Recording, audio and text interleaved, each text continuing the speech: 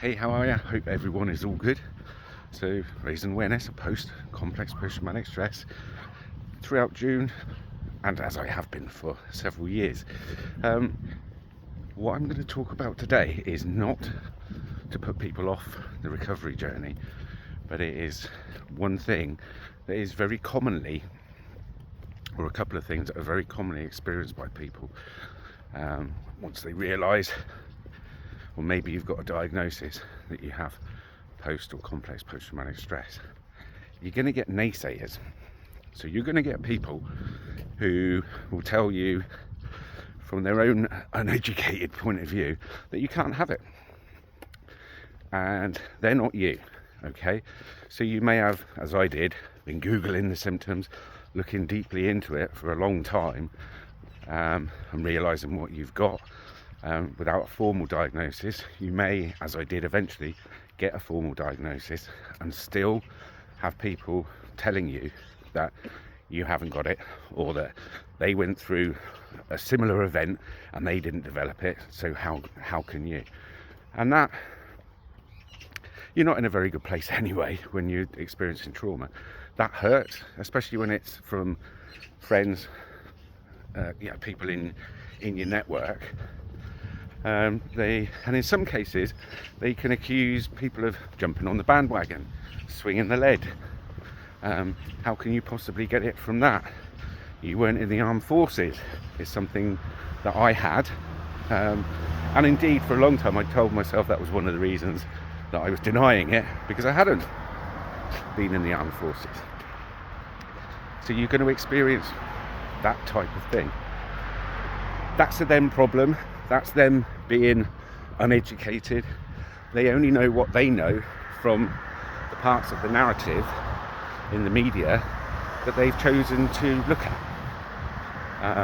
And as I mentioned, specifically yesterday, there are people out here like myself, but although the numbers are growing, there aren't that many of us pushing the point that it absolutely can be beaten. So most people's understanding will be, if they do accept that you've got it, will be, well, you just have to learn to live with it then, don't you? No, you don't. There is help out there. There is help out here.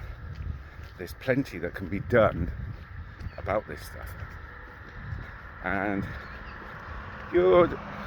when you're traumatized, among many other things, there's a lot of self-doubt. You're feeling hopeless and helpless anyway. So people coming out with that type of stuff doesn't help you.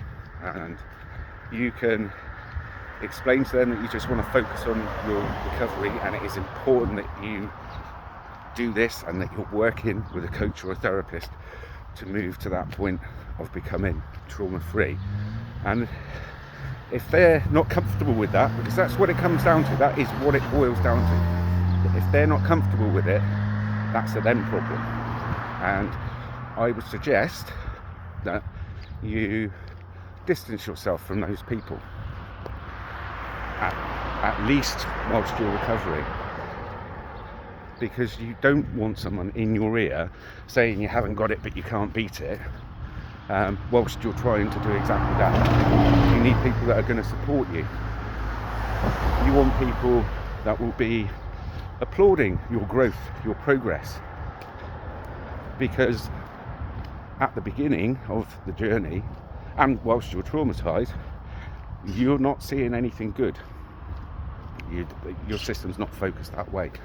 So you need people that are going to encourage you, support you, and cheer you on. Not those who are going to become uncomfortable that you've developed a condition.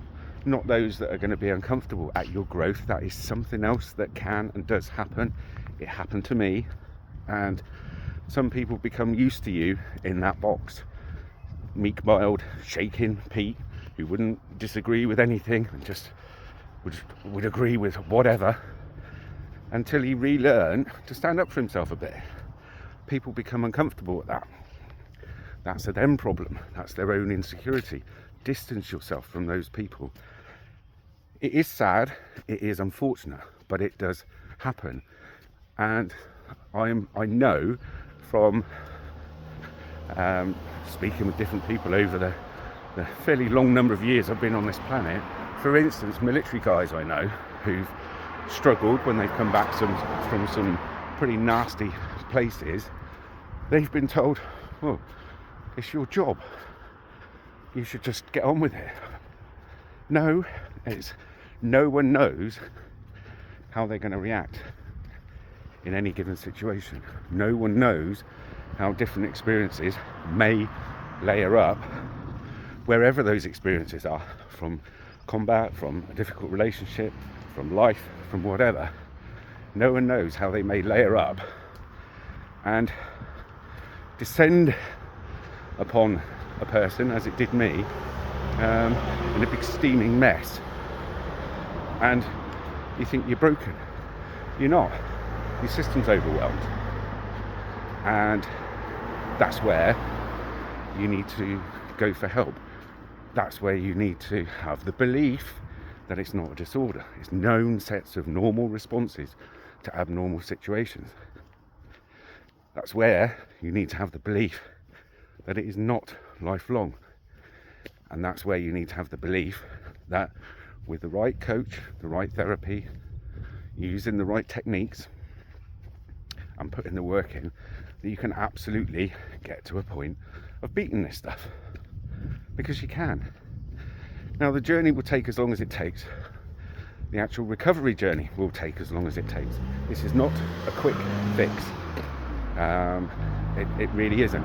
If it's a one-off incident, it might mean several sessions of, for instance, EMDR.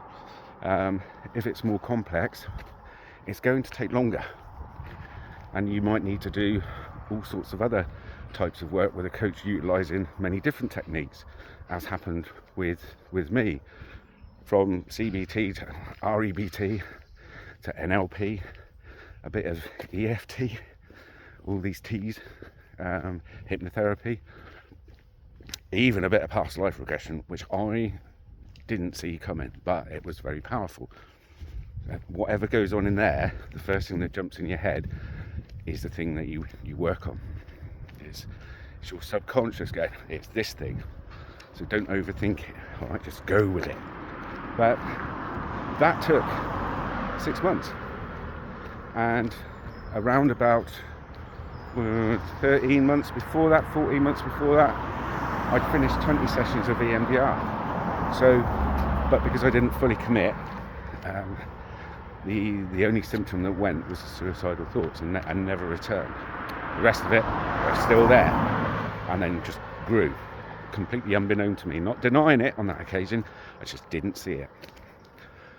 Even so, when I fully committed to putting the work in, it still took 6 months. Okay, but you learn to enjoy the journey. It will be tough, it will be emotional, at times it can be hard, but generally you will see the improvements and feel, which is most important, the improvements within you, and just enjoy that process, trust the process. So there's no set time for this. There's no set time for when you're going to be ready to do it. And as I say, it took me 4 years to accept it. Then I hid behind it. Then I didn't put the work in. It's very common. Many people use all sorts of different coping strategies that they think are helping when they're not, and that's distracting them from actually setting foot on the road. And the video I shared yesterday with Ted Shirley talking took him 13 years, but that wasn't 13 years of working at it. That was him getting to a point where he realised he'd had enough of it, as I did in 2021, and fully committing to doing something about it. Only then does the real progress start to get made. Okay, and it can be tiring, it can be daunting. You may feel that you don't deserve therapy. I was at that stage a couple of times. Other people are worse than me. Put yourself first. If you get that opportunity, or you've made that opportunity, take it, go with it. And Any mistakes you make on the way, well, we've probably made them before. There are many people before me who warned me of the mistakes, and then I still went ahead and did them. So it's very common. But you can beat this stuff. You really can. And you know, the naysayers may see your progress and may want to gravitate back towards you. Sometimes they don't. That's okay. People come into and out of our lives all of the time. But what you need is support and positivity around you, not people telling you that you can't have the condition and at the same time telling you that it's lifelong, because that's their uneducated understanding of it. So there we are. If you're struggling, you've got to reach out. You can reach out to me. I can put you in contact with people in my network. I can help you myself. The most important thing is you reach out to someone somewhere. Okay? Really, really important. You're not on your own. You'll feel that you will be. And whilst no one knows what it's like to be you, many of us out here that are trauma recovered and now have done courses ourselves in how to help people, we get it. We'll be able to understand from our own point of view how things such as nightmares, not sleeping, neurogenic tremors, hopelessness, helplessness, worthless, self-doubt, hypervigilance, we can understand how that feels. But no one knows what it's like to be you. No one knows what it's like to be me. And that's a key point. People do get it. There are those of us out here that we get it. We absolutely get it. And we can help you through it if you choose. Okay? Have a good day.